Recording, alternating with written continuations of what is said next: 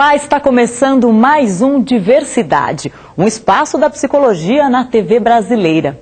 Hoje nós vamos falar sobre a questão da medicalização do ensino. Já faz alguns anos que toda vez que um aluno tem um tempo ou um jeito diferente de se relacionar com o processo ensino-aprendizagem, rapidamente procura se justificar isso com algum tipo de distúrbio. E dá-lhe hiperatividade, déficit de atenção, dislexia. Professores e pais tentam encontrar na criança um problema que pode estar, na verdade, no sistema educacional. Com isso, lucra a indústria farmacêutica e a indústria de diagnósticos. E perdem as crianças e a educação. Mais um tema complexo e repleto de preconceitos que Diversidade resolveu enfrentar.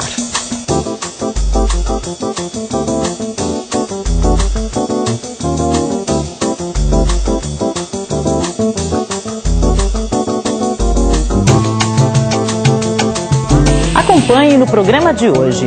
Dificuldade de aprendizagem deve ser tratada como doença? Pais e professores respondem e a psicóloga Adriana Marcondes Machado comenta. A opinião da psicóloga Cristina José de Almeida sobre a relação entre psicologia e educação. Em uma escola de educação infantil de São Paulo, a colaboração da psicóloga Beatriz de Paula Souza na criação de um espaço de relacionamento entre crianças, professores e pais. Sérgio Leite e a disponibilização do saber psicológico para os profissionais da educação. E as dicas de Odair Furtado para ir um pouco mais adiante no assunto. Para começar deixando claras as dimensões da questão da medicalização do ensino, a psicóloga Marilene Proença conversa com a doutora Maria Aparecida Moisés. Formada pela Universidade de Medicina da USP, ela é do Departamento de Pediatria da Unicamp. A doutora Cida está atenta a esse problema. Sua luta para alertar sobre as sequelas da medicação de crianças por razões ligadas à aprendizagem não é recente.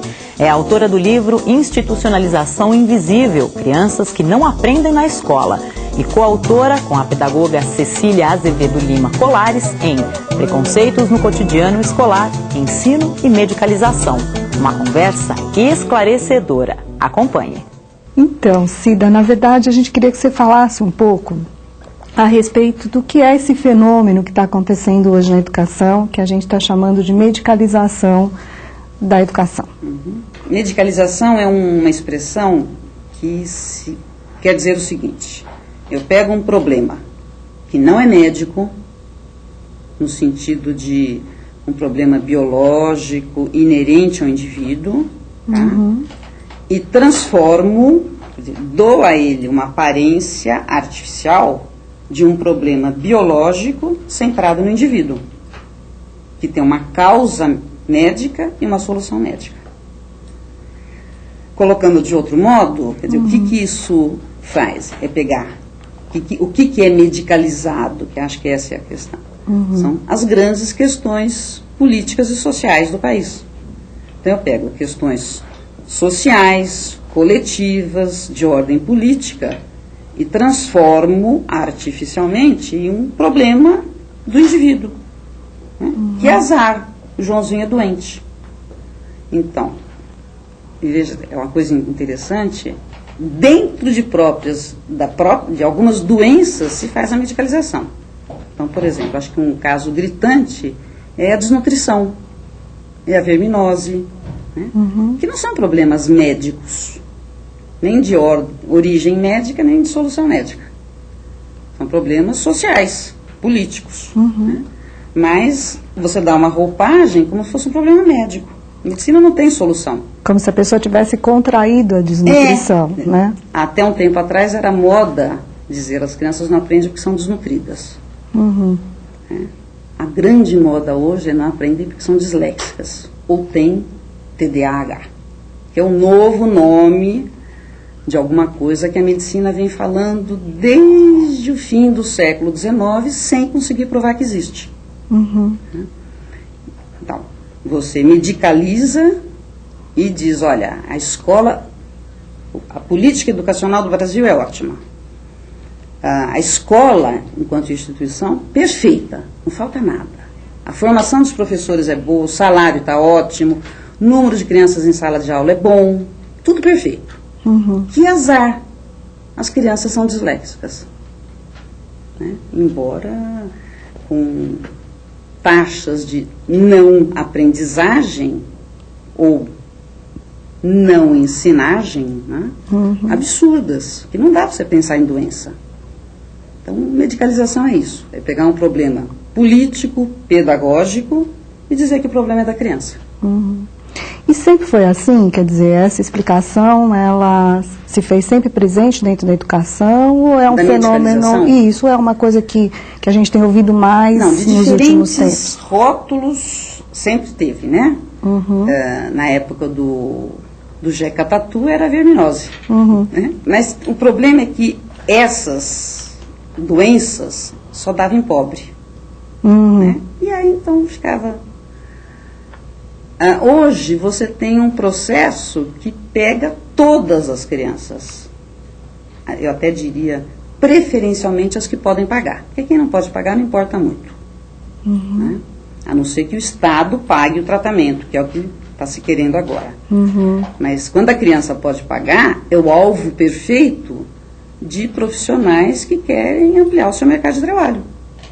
Então, a grande moda hoje, a grande roupagem da medicalização é a dislexia. Está até na novela.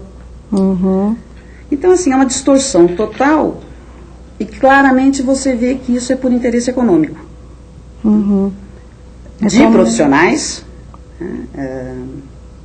veja, tem uma profissão extremamente nova no mundo, mas muito forte no Brasil, que é a psicopedagogia, que surgiu para tratar de crianças que teriam a doença de distúrbio de aprendizagem, uma doença que nunca ninguém provou que existe, mas tem um profissional, e que está atuando assim, intensamente para ampliar o mercado de trabalho dentro da escola.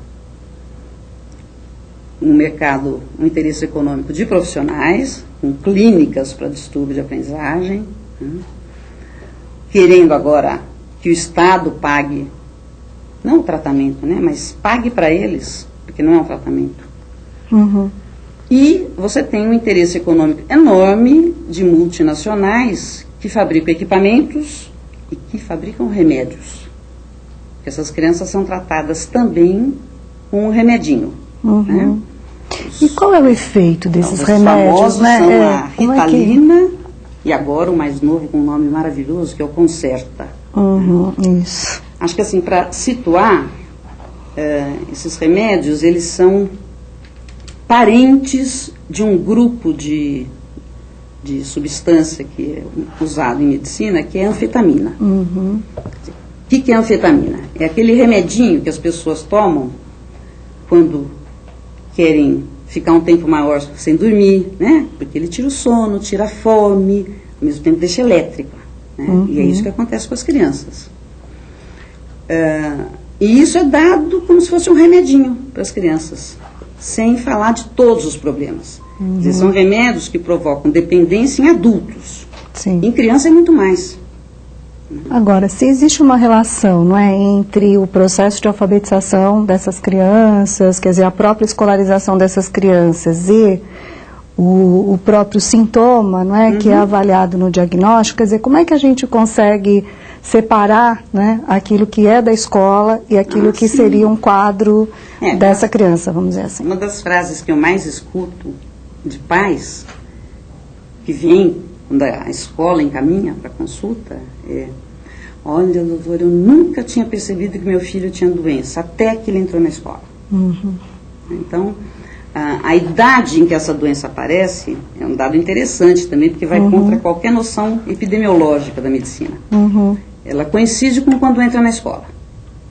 O que eu estou querendo dizer? Há 20 anos atrás, a idade de aparecimento era aos 7 anos. Hoje é aos 3 ou 4. Tem crianças que têm um diagnóstico de vai ter dislexia, o diagnóstico foi feito aos 3 anos. Nossa. Quer dizer, a criança não tem nem acesso ainda, quer dizer, está começando o acesso à linguagem escrita e já sabem que ela Tem um distúrbio de linguagem escrita. De linguagem escrita, quer dizer, estão brincando, estão passando um pouco do limite, né? Mas acho que é uma disseminação tão grande e tão aceita, porque acho que uma coisa importante é que o processo de medicalização, ele acalma conflitos. Tudo vai bem. É que azar. Pedrinho é doente. E ninguém tem culpa da doença do Pedrinho, né? É algo assim, um raio que caiu e acertou o Pedrinho. Mesmo que o Pedrinho seja 50%, ou 30%, ou 10%. É muito. E a gente está colocando as nossas crianças nesta vala comum e despejando rótulos, preconceitos e remédios em cima dela. Eu prefiro dar Rita Lee, que não tem efeito colateral. E o que pensam pais e mestres? O que é dificuldade de aprendizagem? Ela deve ser tratada como uma doença? Isso é o que Diversidade foi saber. Por que tem criança que aprende melhor que outra na escola? Eu acho que não tem criança que aprende melhor ou pior na escola. Tem criança que aprende melhor ou pior na vida. Várias coisas. É estímulo dos pais, da própria escola. É o desenvolvimento de cada criança, é o momento dela, é a adequação da escola, do educador, da família. Inteligência. Você tem que ter um respeito muito grande para ver o que aquela criança é. O que você acha do uso da psicologia na escola? É importante. As áreas estão se fundindo. Fundamental. Mas tem que ser pensado bem, senão fica um contrabando aí meio, né, usa uma teoria inadequada da psicologia para educação, isso é errado, né? Importante a coordenação, um bom acompanhamento pedagógico, uma indicação para um psicólogo se necessário. O uso de medicamento para o aprendizado é válido? Não, para o aprendizado não tem nada a ver. Medicamento eu acho um absurdo. Isso é maluquice das pessoas, não tem nada disso. Criança é criança. Para te falar bem sinceramente, eu acho que é falta de paciência de pais, sabe? Quem comenta essas respostas é a psicóloga Adriana Marcondes Machado. Adriana é psicóloga e autora dos livros Crianças de Classe Especial, Efeitos do Encontro, Psicologia e Direitos Humanos, Educação Inclusiva e Psicologia Escolar, em busca de novos rumos. Esse processo de medicalização ele é muito presente no processo de escolarização, porque a escola é uma instituição normativa, que, como a gente diz, ela vive no atacado. Então ela vai lá, ela propõe alguma coisa que é para uma maioria. Muitas crianças não conseguem acompanhar, né? Acontece que isso já é um tema há muitos anos. Há muitos anos nós falamos de um processo educativo no Brasil, por conta do seu sistema educacional, que é um processo onde muitas crianças ficam para trás. Esse processo, onde muitas crianças acabam ficando para trás, nos mostra que alguma coisa está acontecendo na escola e a escola não está dando conta de ensinar essas crianças. Isso, então tem uma questão que é o que está acontecendo na escola e outra questão que é essa escola no mundo contemporâneo. E daí é interessante que isso nos traz um outro tema, que é esses educadores têm tido tempo dentro da instituição, no seu trabalho, de pensar esses casos? Pensar o que fazer com as crianças que não estão aprendendo tão bem? Pensar que estratégias criar? O que a gente faz para intervir num problema de atitude ou de comportamento? Então, uma das coisas que a gente percebe é que a instituição vai funcionando de uma maneira onde esse tempo é um tempo muito curto, muito capturado, e daí a tendência é encaminhar essa criança para fora da instituição. Então, é interessante pensar esse desafio que é como é que se fortalece os profissionais de uma certa instituição para criarem alternativas em relação ao que está acontecendo. Portanto, esse é um problema político. Quer dizer, o processo de medicalização, a gente combate por ser um processo de enfraquecimento do sujeito. Cada criança que está vivendo alguma coisa na escola, ela nos conta de um funcionamento institucional, ela nos conta do que está acontecendo num certo tempo, que é o tempo onde ela vive. E, portanto, muitas vezes as intervenções precisam se dar nesses territórios. Às vezes, precisa-se da criança, porque a situação já está crônica, o sofrimento é grande. Mas, em muitas situações, a gente percebe que mexer nessas relações já produz efeito nessa produção singular. Ao invés do psicólogo na escola, a psicologia na educação. O que isso significa na prática, no dia a dia? Você vai conhecer agora o trabalho da psicóloga Beatriz de Paula Souza.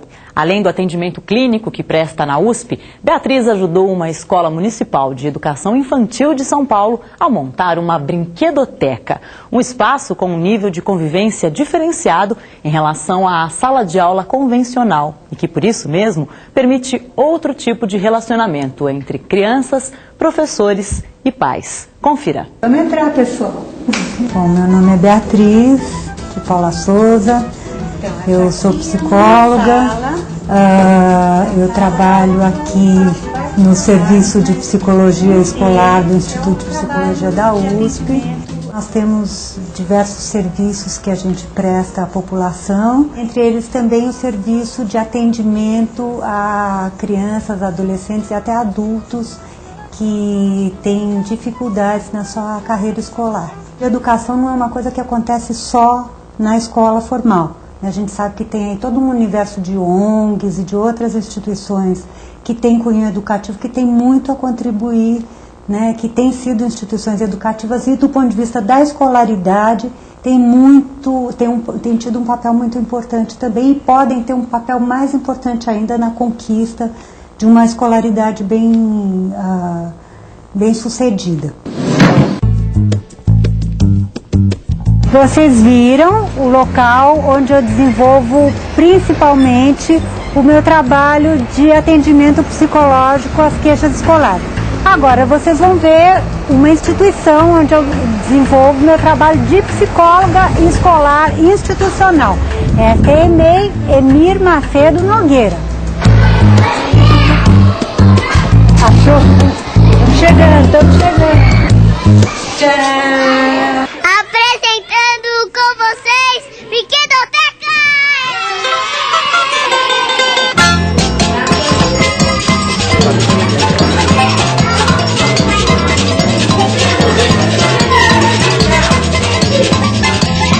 Essa é a Brinquedoteca, então, da Emir Macedo Nogueira. Essa é a Elizabeth. A parceria, sim, foi fundamental, porque através das reuniões nós discutimos, nós refletimos sobre o que nós vamos colocar, o que é importante, por que colocar, né? Então, por exemplo, a roda, por que ter a roda, o que desenvolve na roda, o que a gente pode trabalhar. Então as crianças entram, já sentam na roda, conversam com a professora, fazem suas colocações, tem que esperar a sua vez de falar, então ela já é um trabalho de cidadania. Tem uma coisa geral que você estuda nos livros e tem o que eu acho que é muito importante, o que a gente passou a ver aqui com essas crianças concretas, dessa realidade específica, né? Inclusive fazendo nesse processo um exercício de observar as crianças, de entender o que as crianças estavam querendo dizer e também de ouvir os pais das crianças. Quer dizer, o que vocês estão vendo aqui é o coroamento de um processo que a gente vivenciou a importância de ouvir todos os participantes da vida escolar. Aqui na Brinquedoteca você também tem lugares, tem cantos e tem materiais que estimulam o aprendizado formal, inclusive, da leitura e da escrita e o desenvolvimento intelectual.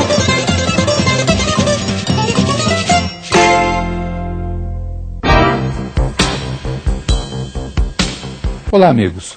Essa questão da inclusão na escola e o problema que a criança, o jovem, o adolescente enfrenta na escola é um tema bastante interessante e um dos focos é a questão da medicalização da criança que tem alguma diferença. Um filósofo francês, Michel Foucault, escreveu sobre esse assunto pegando a raiz do problema. Escreveu sobre o nascimento da clínica. Fala do poder médico, da maneira como os médicos tratam a questão da diferença, sempre tendendo a medicalizá-la, sempre entendendo isso como uma doença. Um filme, O Gênio Indomável, do Gus Van Sant. O Gus Van Sant está aí na onda, fez um filme chamado Elefante, que trabalha com a questão escolar e com a violência escolar nos Estados Unidos, e Paranoid Park também, mais ou menos dentro desse tema. O Gênio Indomável trata aí de um garoto que está trabalhando como faxineiro dentro de uma universidade, e é bastante interessante o desenvolvimento ali da situação de criança fora do lugar, jovem, adolescente fora do lugar, e como a coisa se desenrola. Vale a pena conferir. Para entender o assunto, mas fugindo um pouco do tema, Rain Man, filme com Dustin Hoffman e com Tom Cruise, que trata do diferente. Eu gosto muito desse filme. E, por fim, a gente não resolve este problema se a gente não muda a escola. Algumas escolas estão mudando, uma pena que elas custem muito caro, mas algumas já estão mudando e dando uma atenção especial. É o caso do Grafem, por exemplo, aqui em São Paulo, e outras mais, que têm procurado dar atenção especial à criança. O problema, evidentemente, não é a criança, o problema é o método de ensino, como trabalhar com isso, como enfrentar as diferenças e como atender às diferenças. Tá? É isso por hoje. O psicólogo como articulador das diversas vozes que formam o ensino, olhando a instituição escolar como um todo. Essa é a proposta da psicóloga Cristina José de Almeida.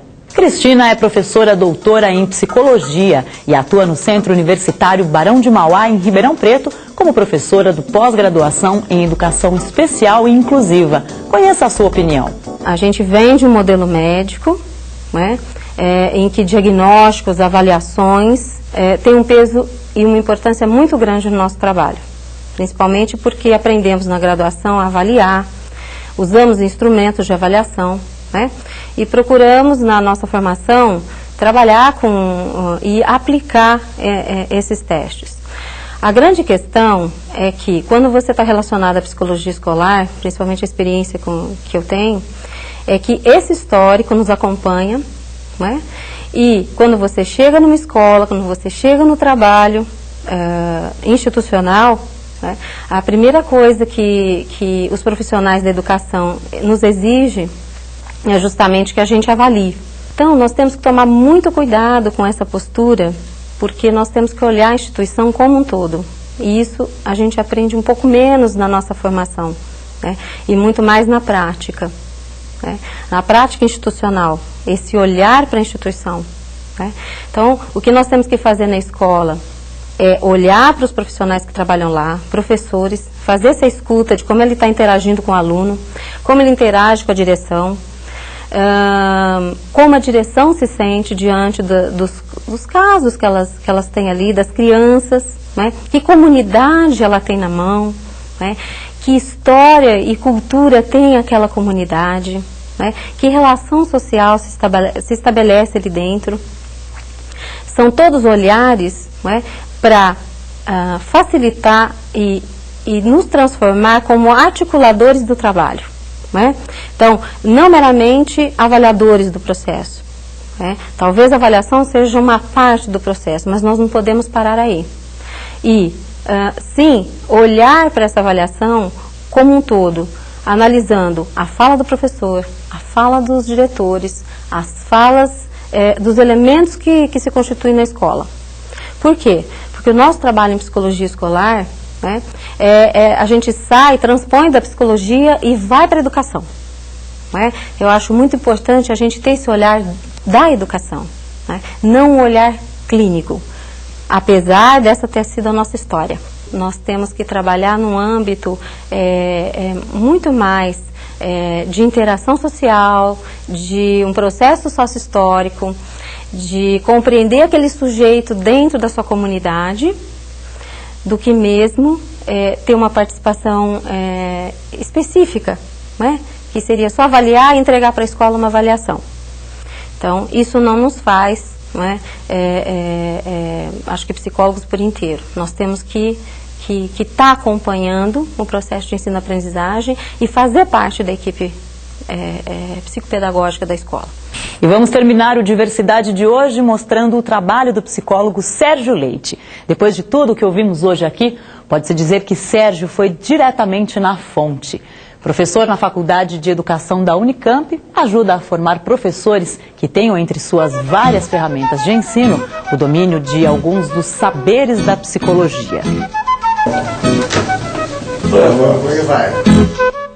O meu nome é Sérgio Antônio da Silva Leite, todo mundo me conhece por Sérgio Leite. Sou doutor em psicologia, sou professor na Faculdade de Educação, na Unicamp.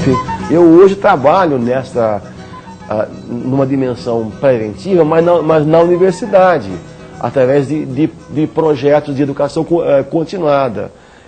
Esse é o espaço que eu, Sérgio Leite, eu consegui achar no meu ambiente para fazer isso que eu sempre sonhei, que é você atuar na perspectiva de disponibilizar o conhecimento psicológico para o educador no seu planejamento e no desenvolvimento da sua prática pedagógica. Eu trabalho com uma visão teórica, segundo a qual a aprendizagem, ou seja, esse fenômeno que ocorre na relação do sujeito com os objetos do mundo, né,